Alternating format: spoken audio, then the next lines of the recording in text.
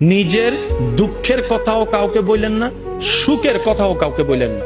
কথাটা একটু শুনতে আপনার কাছে অন্যরকম লাগলেও একটু ভিতরে গেলে আপনি নিজেই বুঝতে পারবেন। আপনি নিজের মনের দুঃখ কষ্ট সহ্য করতে না পেরে হালকা করার জন্য যাকে বলছেন, মনে রাখবেন আপনি তার কাছে কিন্তু কোনো না কোনো ভাবে একটু ছোট হয়ে যাচ্ছেন। এমনও হতে পারে আপনার দুঃখের সে কথাগুলা আপনার সামনে অভিনয় করে যে আপনাকে বুঝ দিয়েছে, সে পিছনে আপনার সেই দুঃখের কথা নিয়ে হাসি ঠাট্টা করতেও দ্বিধাবোধ করে না, এমন অনেক মানুষ আছে। আপনি যাকে দুঃখের কথা বলে মনকে হালকা করার চেষ্টা করছেন, আপনার দুঃখের কথার সে দুঃখটা সে বুঝবে না, কারণ তার সাথে তো সেটা ঘটেনি।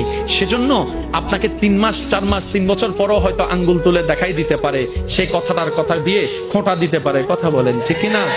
দুঃখের কথাও মানুষকে বলে শান্তি নেই। এবার আপনি বলবেন ভাইয়া সুখের কথা কেন বলবো না?